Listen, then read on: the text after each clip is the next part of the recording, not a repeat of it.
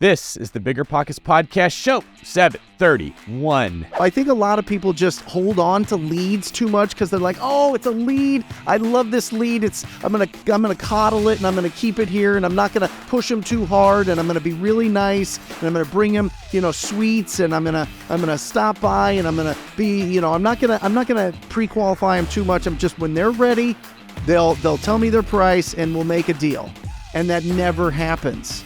You need to have a conversation of what is the condition, timeline, motivation, price. And if you understand, and the timeline is the most important thing in that, because if they've made the decision that they're going to sell that property, that's who you really get in front of. What's going on, everyone? This is David Green, your host of the BiggerPockets Real Estate Podcast, the best, the biggest, and the baddest real estate investing podcast in the world. Here today with my co-host, Henry Washington, where we bring you another amazing interview today with Brent Daniels. Brent runs a wholesaling business that is very successful, talks to a lot of people, and frequently puts deals together that other people would let die. And in today's show, we hear about his rags to riches story and a lot of other information. Henry, first off, good morning. And second, what were some of your favorite parts of today's interview? Hey, man, good morning. Happy to be here. Man, what an incredible story. I think we all love to hear a rags to riches story. Because it shows us all what we're capable of, what's possible. And what I love about Brent's story is, man, he went through some lows, didn't he? And so it's a wonderful story about how to prepare yourself for what could be the unknown, how to pivot your business if you need to, and then how not to give up, but rebuild in a smarter way and leveraging all of the skills, because all Brent did was leverage the skills that he had built prior to everything falling apart. He just leveraged them in a different way to rebuild himself bigger and better than ever. Yeah, that's exactly right. And if you're following what's going on in the economy, then you should recognize it's very likely, I don't know, we'll see it to the scale of what we saw in 08 through 2010, but it's very likely we're going to see similar things happening to what happened to Brent. So you better start preparing yourself now for what to do when they happen and how to play those cards, because there's a lot of people that could be going through very similar circumstances to what today's guest went through himself. Also, you want to make sure you listen all the way to the end in this one, because you will get to see what a marriage between Henry and I would look like in an alternative universe. Today's quick tip is brought to you by Henry Washington. Yes, today's quick tip is to remember to stay grounded. We talk about in this episode epiphany points, epiphany moments. There are things that, and you may have already had your epiphany moment when you're listening to this. It may be why you're listening to this. Difficult times happen. Challenges will happen.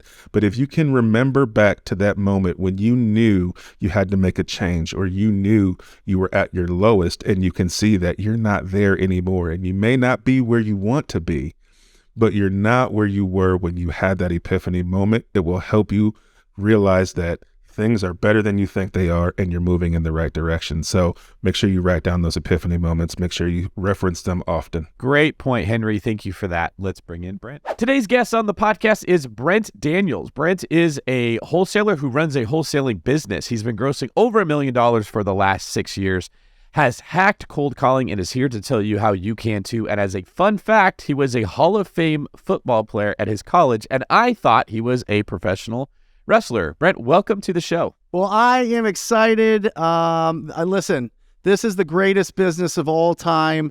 This is the greatest real estate podcast of all time. So I think we're going to have a lot of fun. I love you, David. I love Henry. This is, I'm honored to be here and excited to share my story and hopefully give some tactics for people that are listening. Yeah, I appreciate you saying that. One of my favorite parts about your story that I've heard so far is the rags to riches element of it. I mean, you went from the lowest of lows, that's no offense, it just sounds like a horrible, horrible situation, and just fought your way out of that thing to be at a point where so many people are trying to get to right now. And I love these stories because they're like, when you get from a point you don't want to be to a point you do, breadcrumbs get left. And then other people can follow that path. And as more people make it out of the bottom and get to the top, it makes the path that much more clear for everyone who's coming behind. So we're going to do our best to try to identify those breadcrumbs today so our listeners can follow your journey. Before we get into it, is there anything specific about like how you had it and you lost it and you got it back that you would say sort of highlights what your journey has been like? Any lesson or element or motto that you took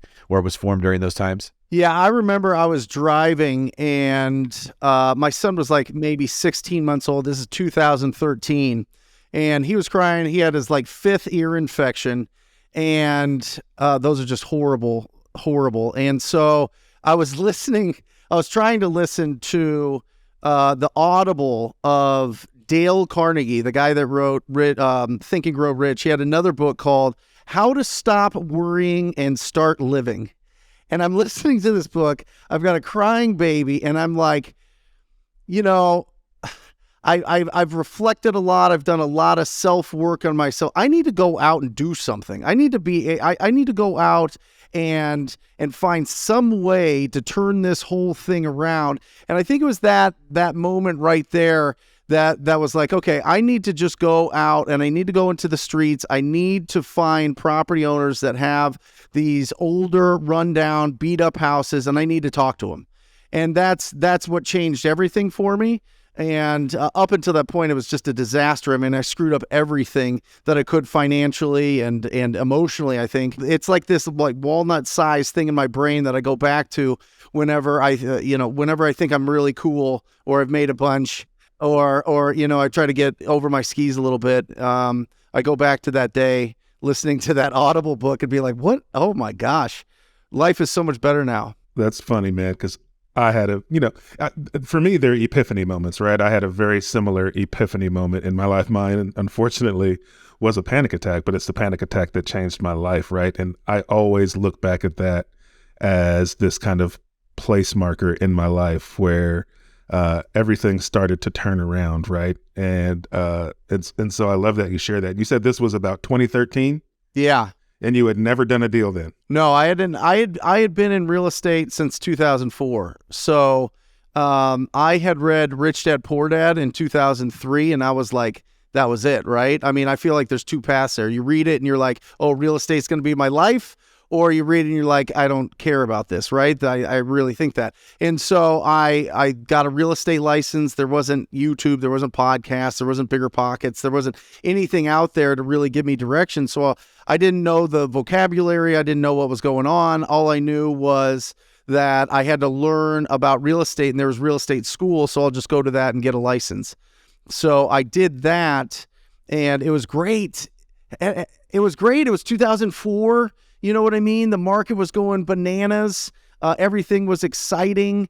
I was learning how to like help people buy and sell. And I have a lot of family here in Phoenix. And so they wanted to move and take advantage of their appreciation. So, when you're 22, 23 years old and you make, $100,000, you're like, I'm the greatest real estate entrepreneur of all time. Like the good times are going to go on forever. This is going to be incredible. And I started, the natural progression. That is, I wanted to open up a brokerage that would be like an investment / real estate brokerage. And I ended up, I was told, well, you could buy properties and these loans. I mean, you don't even have to put much down. And they start at like 1 or 2%, and they stay there that way for a while. And when they adjust, and I had no idea what adjustable rate mortgages were. When they adjust, you just sell the properties, and life's good. And that's what I did. And in 2007, 8, I bought 5 properties. In 2009, 10, lost them all. Had a really nice Mercedes, had a really nice Range Rover. Those got repoed. Nothing is crazier than seeing some burly dude with like flashing red, yellow lights pull your car that you put all your pride and ego into from your driveway, and just leave. And so, that was really rough, but that was tough. But the tougher part was right before it changed in January of 2008, I signed an office lease for 10 years with a personal guarantee for 9,000 square feet for this brokerage that I was building. And, October of 2008, economic world melted.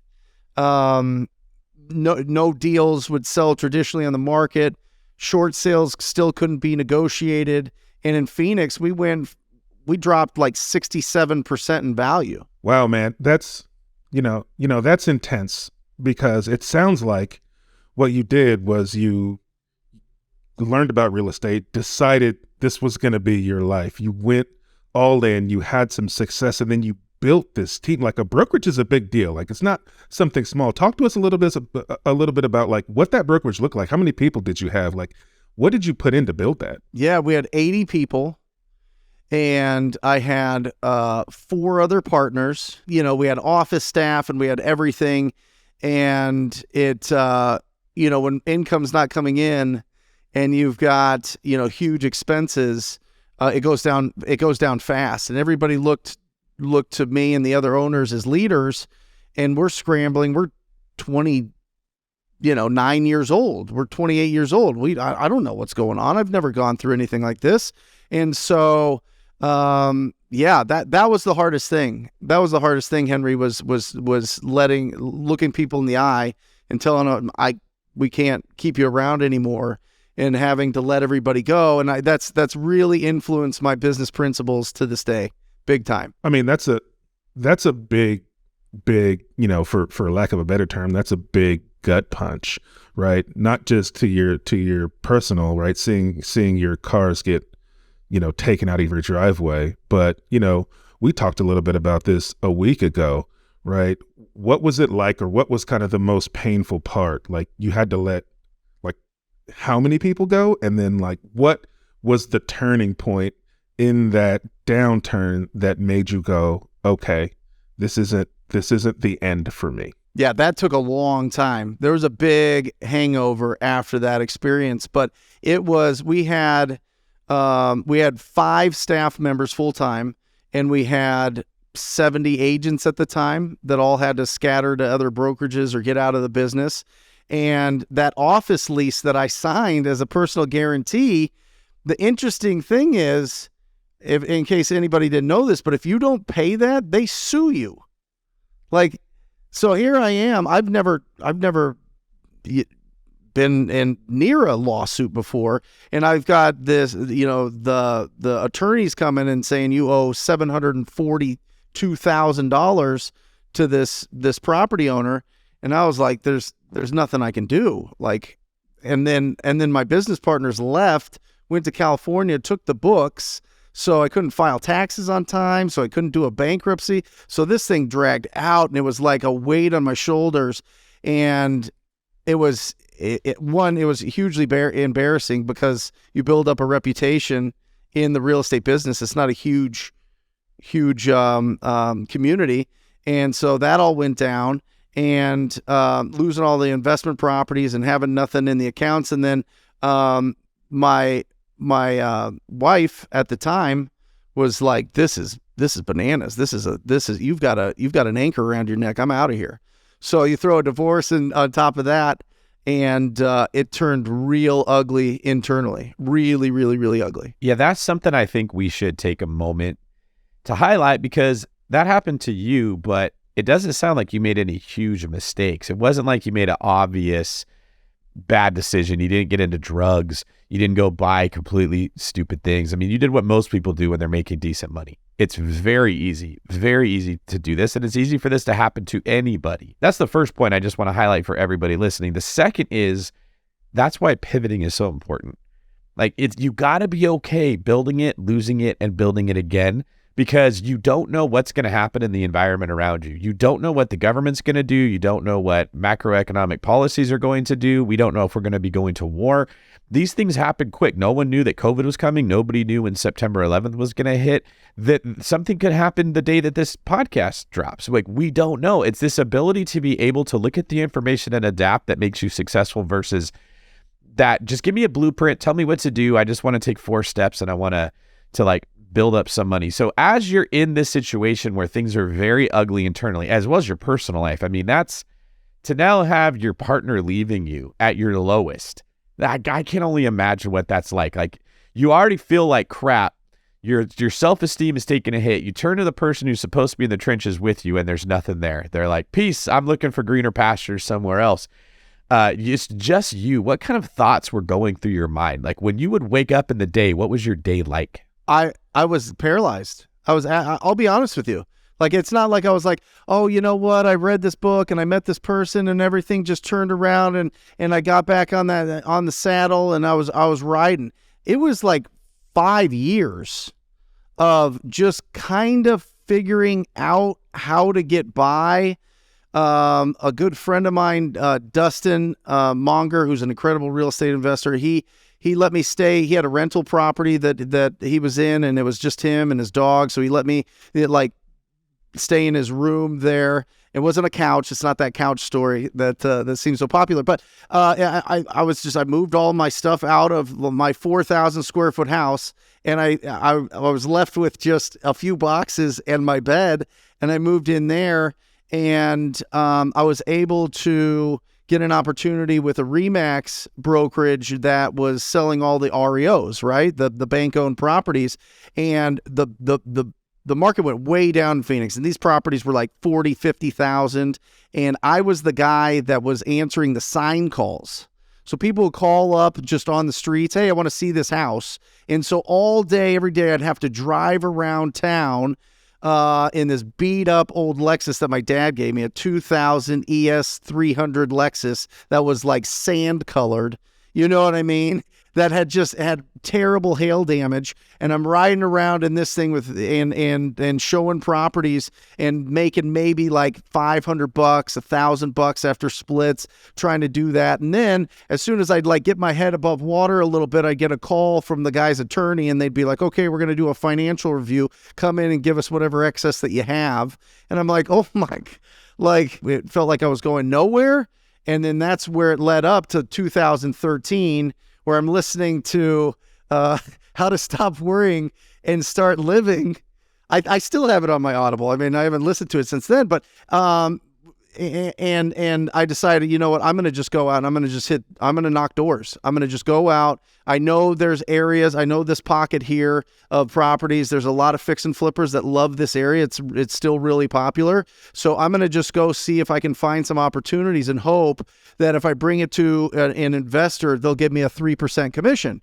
And that's what I started doing. And that's how I found my first deal was, I knocked on a house and, Margie, answered, and she was she didn't want to sell her house, but, Carol, the gal down the street, she was a caretaker for it. It was a vacant property and they lived in New York, and it was filled with stuff, and they didn't know what they wanted to do. And she gave me a name. She goes, "Let me call her and get the permission for her to call you, or for you to call her." And I said, "Okay." She gave me a name, address, and phone number. I put that deal together and earned the commission on that. And I realized at that moment, if you give me a name, address, and phone number of somebody that owns an ugly house or is in an ugly situation, I can get myself out of this thing. I could do anything. I could really build a successful business. This business and wholesaling and having conversations with property owners that don't have their properties on the market changed my life. I mean, absolutely changed my life. Now we've done, almost $10 million in income from that, a lot of which I've kept because I didn't build a huge team again. I kept it really small. Yeah, you went the jet ski model there. Yeah. But a powerful jet ski, it sounds like. So once you got exposed to wholesaling and you saw what the profit margins look like and like sort of how you could do this without all of the baggage that comes from running a traditional brokerage, what were your next steps for picking up steam and building momentum in that business? So I realized that door knocking in Phoenix was great for my tan and for my waistline. But I was melting out there. Like it was really hot. Like door knocking in August in Arizona is brutal. And I was like, I need to find air conditioning. Like I need to be able to get the phone numbers. And the brokerage that I had joined after Remax had skip tracing. They had this account called LexisNexis. And so we could just put in addresses and they'd give us the phone numbers and then we just call them up. And so I would just drive around town and find the ugliest properties and write down their address. I would just write them down on a pad of paper and a pen, and I'd go back and I'd pull their phone number and I'd just call them and fumble and stumble in the beginning, and then kind of figured out a good script that was effective to make people not too afraid to talk to a stranger. And that's what really led to the success, because it didn't cost me anything. No, man, I think that's phenomenal, because I literally have this same conversation with people about all of real estate, is that what you learned is that this isn't a real estate business. It is a people business. It wasn't that you were going out and you were finding houses. You were going out and you were finding situations that were attached to houses and then figuring out how to solve those problems. But what's super cool is that, like, you didn't have this formal training. You didn't have some, grand plan laid out. You just went and knocked on doors and talked to people. And that seems extremely intimidating for a lot of people for a lot of reasons. So what gave you the confidence to just go knock on a door and have those conversations? And then talk to us a little bit about some of the myths that you've discovered about knocking on a door and having a conversation about this, and like how you overcome, because you said you developed a script, but I'm sure you developed that script because you knocked on a lot of doors and talked to a lot of people. So kind of what did that process look like of you going from knocking on a door and fumbling a conversation to developing a script and understanding how to have these conversations with people? Yeah, I love it. I literally, they say rock bottom's incredible because it's a strong foundation. I mean, it truly is. What I learned is there's only a certain amount of distressed property owners in a market, right? And I talked to Steve Trang about this, and I've looked at some of the census, and it says 6 to 10% of the real estate market is in distress at all times. So I didn't focus on the 94%. I focused on the 6% that were either in distress because of the condition of the property, emotional, or financial distress, right? Those are the three kind of buckets. And so in the beginning, I just looked for ugly houses, like just basic, just not even thinking, just looked for ugly houses. And eventually they have to sell to somebody, right? They're just not financeable for the most part because they're just in rough condition. So they need to take a cash as is offer. And so what I learned first was really laser focus on properties that are in distress. Okay, that was number one, because you can waste a lot of time trying to convince somebody that has a beautiful house to sell their property at a discount. It is a waste of time. You're never going to convince anybody to do anything, and you're going to go through a lot of heartache having conversations that don't really go anywhere because people should sell them retail. So that's not what I'm talking about. So you have to filter that down. The second thing that I found out was you have to, so they're in a distressed situation, they're on Hell Island and they want to get to Heaven Island, and there's certain bridges to cross to be able to get there. And I had to go through all those bridges and break down those bridges before it came to my offer. Okay, so why don't you list this property? Well, I hate realtors and I'm embarrassed and my dogs will bite them and things will happen and I don't want to list my property, right? Okay, well, why don't you rent it out? Well, I don't like tenants. Why don't you fix it up yourself? I don't have money. Why doesn't the family use this as a family rental? Well, all the family hates each other and we don't want to do it. So you go through all these different bridges that would cross them over to getting rid of this distress until you get to that, cash as is offer that we offer as a wholesale offer. I love that, because what you're doing essentially when you're having those types of conversations, it's not just that you're showing them that your option is a good option for them, but you're building trust along the way, because every option you're showing them actually involves somebody other than you making money in that transaction. Would you say that part of your ability to be able to build trust with the sellers in distress situations had anything to do with the fact that you may have gone through some distress situations back when you had the repossessions and a lot of the issues you were having? 100%. And listen, if there's a better option for them, I want them to go with that better option, because they're going to do it anyway, right? I mean, somebody's going to talk to them. They're going to talk to a friend or an attorney or an agent or somebody that's going to give them a better option to make more.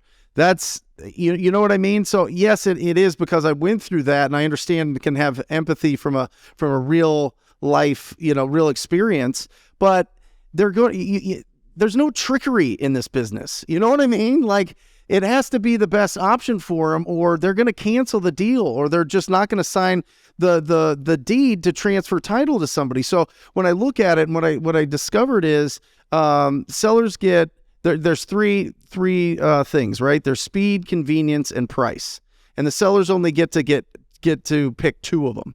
Okay, so if they want speed and convenience, then they have to come down on that price, because that's how you do it. That's how you don't do inspections and don't do appraisals and buy it as is, and there's not any repairs. So when we're talking to people, talking to these property owners, we go, okay, listen, do you want to trade potential equity in this property for speed and convenience? If not, go list the property. Go list it. Go rent it out again. Go do whatever else you want. And it shocks people that people go, no, nobody would ever do that. It happens every single second of every minute of every hour of every day in the real estate business. Is somebody is trading equity, potential equity, for speed and convenience. That is a brilliant strategy when talking to the seller. And I know a lot of people would be afraid to bring it up because their thoughts would be, well, I don't want to tempt them with the idea that they could take this to a real estate agent, because then they're going to. The reality is they know that that's an option. There's this unspoken battle going on when there's a negotiation. There's always unspoken things. Now, what the person with the property is thinking is, I want all three. I want speed, I want convenience, and I want price. And they're trying to navigate this relationship with you, or whoever the person is they're negotiating with, into getting all three things. And they're naive. It's not going to happen, right? You understand, well, there's three things here. And this is this like rule of three, whatever that is. It comes up all the time. It's like that with contractors. It's like that with like with lenders, right? Is this something that you learned from someone else, or is this something that just, thousands of repetitions of these conversations led you to realizing this is the way to get to the conclusion? Every conversation first of all, it was, I learned that from Todd Toback and Tom Kroll. And they're fantastic. I mean, they when they told me that, it like totally made sense. So it's not original at all. But from a scaffolding of any conversation with a property owner, if anybody's nervous because they haven't talked to a lot of them and they just don't feel like they know the right questions to ask, it really comes down to pre-qualifying based on the 4 pillars, which is, what's the condition of the property? What's their timeline to sell this property? What's the motivation, and what price do they want? So the more that I can ask questions around those 4 things and pull those out of this property owner, the more qualified lead I have. And the more qualified lead I have, the more that I can focus on these people that actually have potential of doing business with me. And if they don't have potential of doing business with me, I get rid of them. I move on with my life. But because you talk to so many people out there when you're being proactive, that you get all of these unbelievable people that filter through, and those are the deals that you actually do. So I think a lot of people just hold on to leads too much because they're like, oh, it's a lead. I love this lead. I'm gonna coddle it, and I'm gonna keep it here, and I'm not gonna push them too hard, and I'm gonna be really nice, and I'm gonna bring them, sweets, and I'm gonna stop by, and I'm gonna be, I'm not gonna pre-qualify them too much. I'm just, when they're ready, they'll tell me their price, and we'll make a deal. And that never happens. You need to have a conversation of, what is the condition, timeline, motivation, price. And if you understand, and the timeline is the most important thing in that, because if they've made the decision that they're going to sell that property, that's who you really get in front of. That's who you really dig in and find out what their situation is and how you can help solve whatever problem that they have. And then that keeps you really focused on the hottest leads that you have in your business, and that's how you get the consistency to close these deals and get really big deals. Awesome. So it sounds like you discovered wholesaling when you did a deal. You realized that finding distress, talking to people, is helping you find these deals. You found the people who were going to take the deals off of your hands, generate the income. And so, like any good business at this point, it then becomes a question of scale, right? Repeatability. How do I find a way to repeat this and then really kind of get back to where you were prior to '08, which is, right, building a business and a team around it. So you've absolutely done that. So talk to us about that transition, what your business looks like today. How did you go from where you were at this point and scale to where you are? And then talk to us a little bit about some of these numbers, right? What is it that this business is producing for you, and how is it different from your business in '08? I love it. So once I did that first deal, I'm going to dedicate my professional life to this. Honestly. And so from 9 to noon every single day, I would just call homeowners 9 to noon every single day and try to have as many conversations as possible and find as many opportunities as possible. And then that led to doing a bunch of deals, which actually I was able to have a healthy bank account. And then I was able to actually BiggerPockets was a huge part of this, because there was a BiggerPockets meetup group at Dave & Buster's at Tempe Marketplace that I went to, and I invited everybody to come to a super Saturday, because I was tired of people just kind of being around and just kind of getting theory and staying in education mode. I was like, guys, I want to invite everybody to my office to make calls with me on Saturday morning, and we'll just have a great time.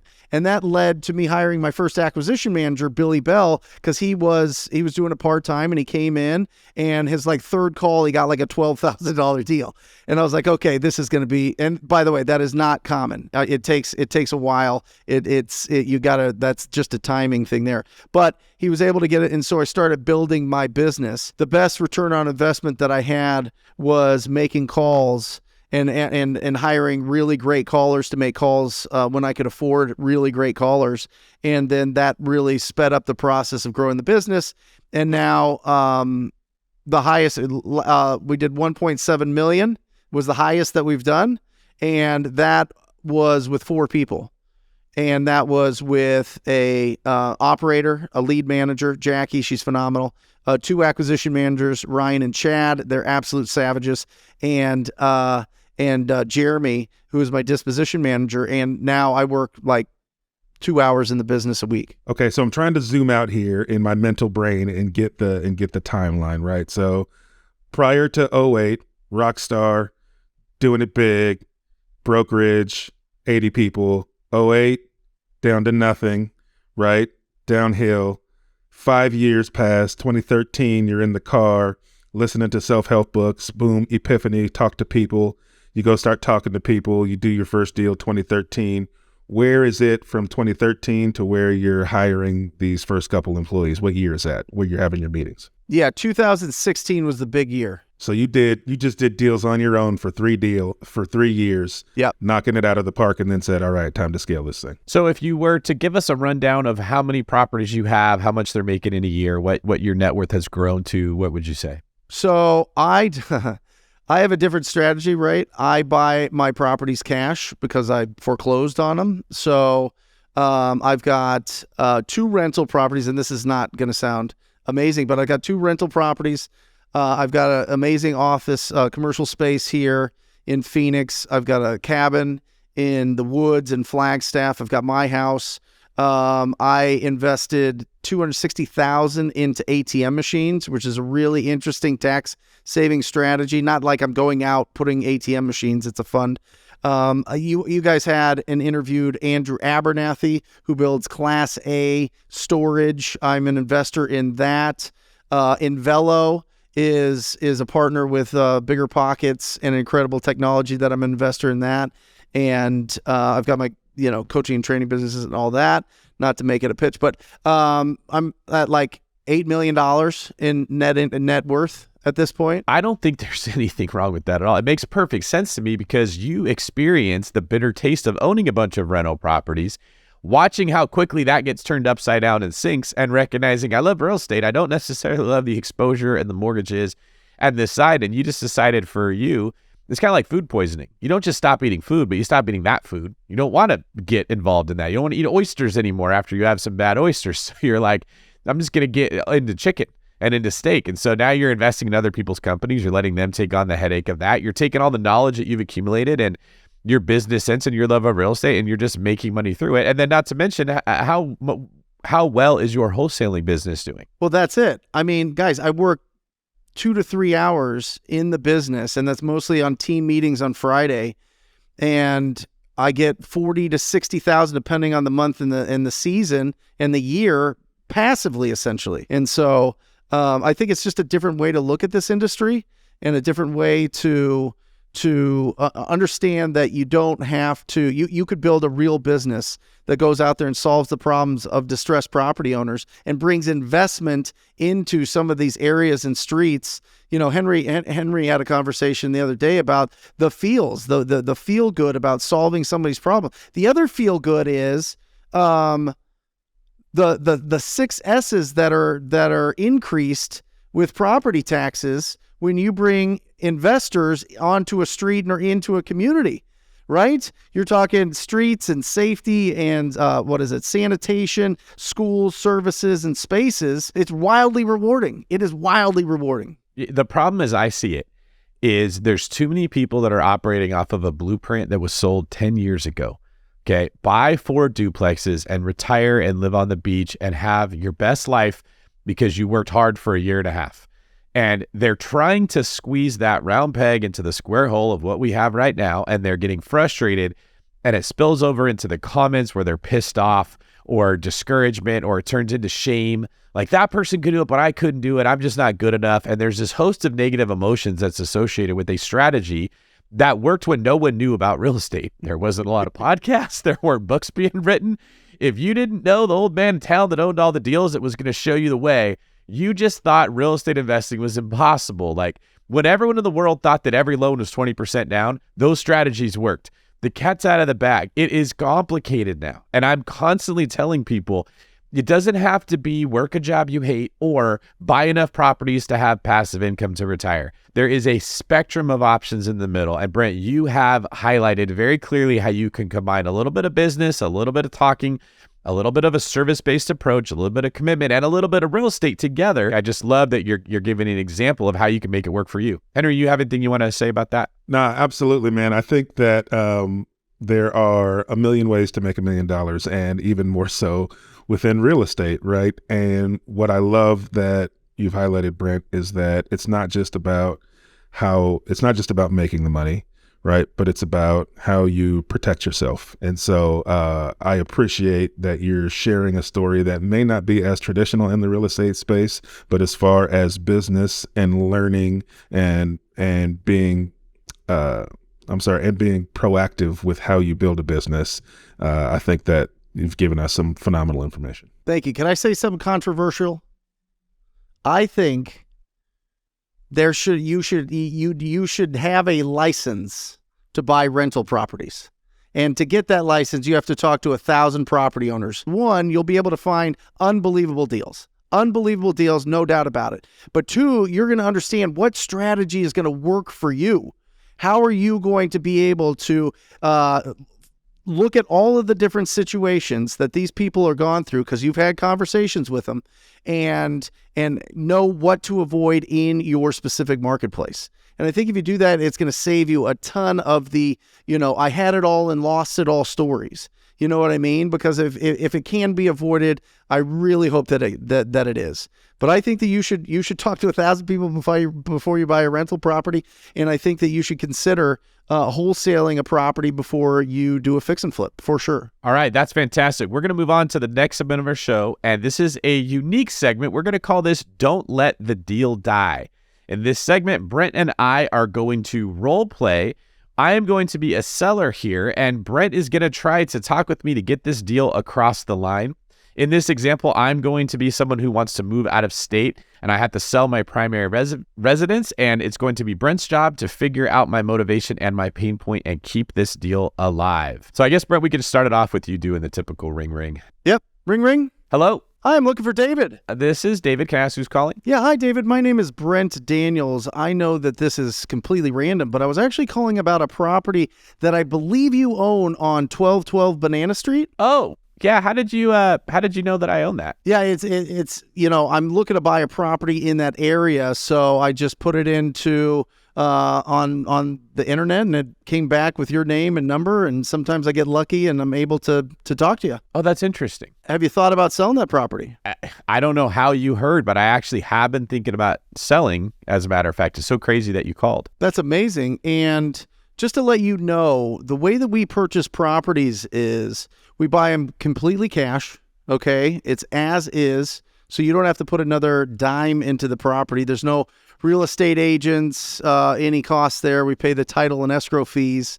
So it's just a clean net offer to you. So for an offer like that, did you have a price in mind? Well, I've been looking on Zillow, and I've been kind of thinking about talking to a real estate agent also. I don't want to give it away, but at the same time, I don't really, I need to get it sold. Like, I want to leave. This property's been kind of hanging over my head. Banana Street, it's kind of hit or miss. I'm not really sure. What do you think it's worth?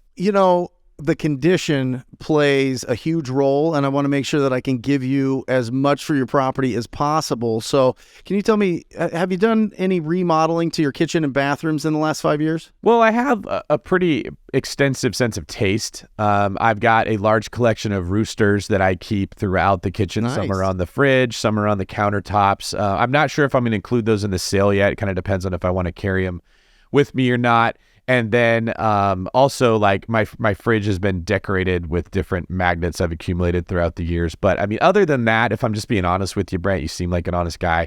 It hasn't been remodeled since we bought it, but it's got that classic feel to it. Sure. And I'm looking at this. It looks like it was built in 1974. It's about 1,500 square feet. Is that right? Yeah, that's right. My wife and I frequently talked about making some additions. We were going to add on to it. We never actually did that. So it's in its original state. Any issues mechanically? Like, everything's working fine? Any issues that I would need to know? Plumbing, electrical, roof, furnace? David, tell him about the air conditioner. You never let me put the air conditioner below 60. Shh, Henry, like, give me a minute, okay? Like, we're talking business over here. Well, hello, Mrs. David. How are you? Oh, I'm fine. I'm just listening in. Well, that's great. I'm glad that I have both you guys on the line. I'm going to give you the best cash offer that I can for your property because I really want to invest in your neighborhood. Typically we can close these deals, just to kind of give you an idea of timeline. We can close these deals in 2 weeks to 30 days. Do you think that that'll be enough for you guys to be able to pack everything up and move? Wow, 2 weeks to 30 days. That sounds really fast. I mean, we were expecting it to take about 90 days or so on the market. And, Hud, I think that, we had wanted to go look at houses out of state, but we were going to sell this one first. What do you think, Brent? Do you think it's better to sell your house first, or do you think it's better to start looking for the next one? It's always great to have a plan on where you're going to go next so that, you're really comfortable with the decision that you make and the timing in which you make that decision. So I think that's a great idea. If you were to sell this, where are you going to move to next? Well, we're in Phoenix right now, but it gets really hot in the summertime. And as you heard, I don't like my wife touching the thermostat. It's causing some problems in our marriage. We're fighting about it all the time. The grandkids come over and they're sweating inside the house. I think it's good for them because it builds character, but my wife won't get off my back about it. We really need to move somewhere where air conditioning is not needed. So we're thinking about Fargo. Probably. We think our money's going to go a little bit further there is kind of what we had in mind. Did you want to just write us an offer and we'll kind of talk about it and see what we think? You can buy a mansion in Fargo. That's going to be really exciting. I mean, it's a big change, but that's really, really, really exciting. Yeah, I absolutely can put together an offer. I just need to know kind of where you guys are at in price. Well, Zillow has it at about $350,000. So we were thinking about listing it at maybe $345. We've heard that the market's turning around. I heard some talk about interest rates being up, so we don't want to be greedy. But I was kind of thinking about listing it at $345 and then seeing where it goes. But if you make me an offer, I might take a little bit less. Sure, that's fantastic. I'm on my computer right now. I'm looking at properties in your area in similar condition that are similar size, and they're actually going for around $220,000. Is that something that you would consider? Oh, I don't think I realized that. That's a little bit to stomach here. Let's see. Well, the stuff in Fargo is only about $150,000, so I suppose that's not really the end of the world. Well, what are you going to want me to do to the house? Are you going to want us to upgrade it? Do you need me to fix that jiggly handle in the toilet that we told you about? That's the best part, David. We take it completely as is. I've got my crews ready. They're going to come in and they're going to make that house look absolutely incredible and just update. I'm sure it already looks incredible, but just update it and put it up to 2023 standards. But if we can be around 220,000, that would be a net offer in your pocket. There's nothing coming out of that. So I'm not going to come back to you and hit you with a bunch of inspection items. David, we could have 220,000 in 2 weeks. Well, hang on a second, hon. Like, well, let me ask you, Brent, are you pre-approved? Because I've been told to only deal with pre-approved serious buyers. And that is really smart advice. But listen, you don't need pre-approval when you're buying it cash. This is cash in the bank, ready to give it to you. I'm ready to give it to you as soon as you guys are ready to make the decision to when you want to close, when you want to get your money. So I think, it sounds to me that you've got some plans to move. You got to find a new place. You've got to pack up your stuff. Why don't we set this for 30 days? We can close in 30 days at a price of $220,000. And then you guys can just be off to Fargo and enjoying that beautiful brisk weather. We were actually thinking about taking a trip out there pretty soon. Is there any chance that you might be able to close in 21 days? So if we find another property we like, we can use your money to buy it. Absolutely. Absolutely. I'll tell you what, I am going to be in your neighborhood this afternoon at 3:00. Why don't I come by and I can go over the agreement, make sure that you guys are comfortable with every part of the process, and we can move forward and we can open up escrow and get this done as smooth as possible. Okay, wait 1 second, Brent. Hun, can you make sure that you get the Lysol out and clean down the chickens and the roosters that are on the fridge? We're going to have company. Not my chickens. Yeah, just get them glistening. We want to make a good impression here.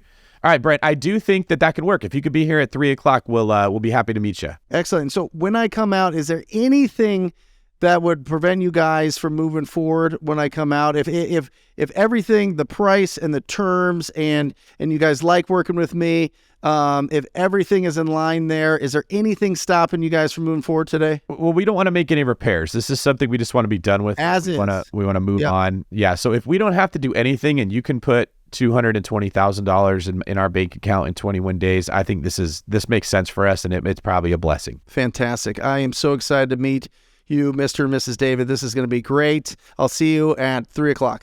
Okay. Thanks for calling. All right. See ya. Awesome, Brent. That was so much fun. Thank you so much. And you know what? He's so good at this. I don't think people realized a lot of the intention behind the tone you had and the questions that you asked. One that stuck out to me as a really big deal was the question you asked at the end. Is there anything stopping you from getting this deal done, essentially, at the end? That's something I have not done a good job of doing. And as soon as you said it, I was like, oh, that's a great idea. Right. So I love that you were speaking with the end in mind. You were saying, I am coming to get this deal signed. If there's anything that's going to stop this thing from getting it signed, let me know what that is now so that I can try to remove that roadblock up front, man. I thought that was a phenomenal question. What other intentional questions do you kind of ask? And obviously you changed the words up for the situation, but it seemed like there were some very intentional questions you were asking. Well, first of all, thank you, David. Obviously on most role plays, people go really, really, really brutal. And it's like, in real life, if somebody's going real brutal, I just move on, right? Like if somebody's not going to do business with you, you move on. So that was really cool that we could like unfold this, but there's 7 parts to the perfect call. The first 4 we talked about already is condition, timeline, motivation, price. So that's what I was asking about, right? What was the condition? What remodeling have you done to your kitchen and bathrooms? Anything mechanical? And I do that as number 1 because people are comfortable talking about their property before their situation or their emotions, right? And what typically happens, and it happened in this conversation, is once you get the timeline, the condition and the timeline, they usually, if you do it right, they give you the motivation. We want to move. We don't want to do anything. Fixing up things is a big issue for us. We don't want to do that. And then on the price, what I do is I look around and I don't give you the offer of $220,000. What I said was, it looks like your neighbors in similar condition and similar size are selling for $220,000. Okay. And that's like the anchor. That's saying, well, that's what other people are selling it for. Is that something that they would consider? And at that point, they're like, no, I would never sell for that. I need at least this price. And then you could go on to different conversations there. So we did the condition, timeline, motivation, price. It's the first 4. The next 3 to really be great on the phone is confirm and approve everything. Oh, roosters, fantastic. Oh, magnets, yes. Oh, yes. Oh, you want that price? Great, fantastic. Don't cause friction in the conversation by telling them they're wrong. Okay. The other one is to actively listen. And it was kind of tough to do here because we're on screen, but it's like, yeah, sure. Oh, great. That's great. Don't just be silent when you ask a question because it sounds like an interrogation instead of a conversation. Right? And then the last one is whenever they ask a question, answer the question and then ask a question. Just don't do that old 80s sales tactic where they're like, well, how much will you give me? Well, how much do you want? You know what I mean?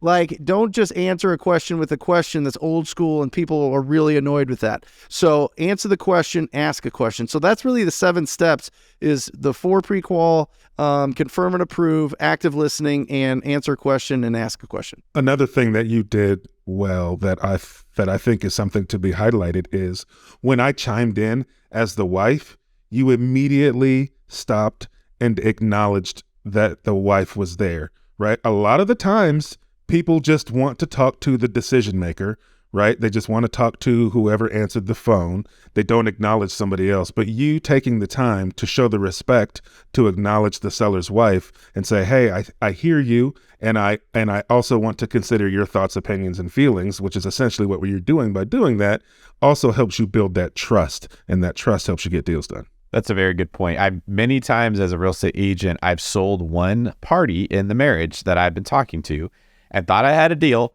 And then the other one wasn't acknowledged or didn't get their objections handled or didn't feel like they were included. And they get in the ear of their spouse and they blow it up. And I've learned that lesson. You always have to figure out who are the other decision makers there. And I think, Brent, you were getting at that when you're like, let me come to the house and meet you, both of you, build rapport with both of you so I don't end up with one person who's sort of an undercover saboteur.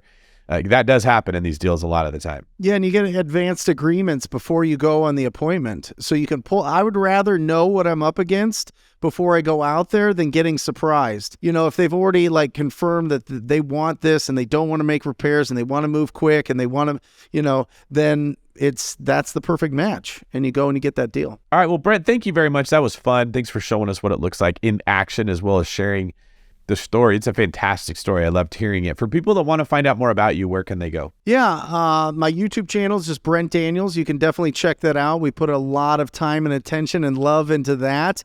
And wholesalinginc.com, wholesalinginc.com. We have a ton of downloads and incredible things that you can get there.